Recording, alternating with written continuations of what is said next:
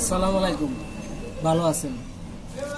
জীবনে সব করেন যে কিন্তু ছেলে বন্ধু বানান না। ছেলে বন্ধু ধ্বংসর পথে আপনার ঠেলে দিবে।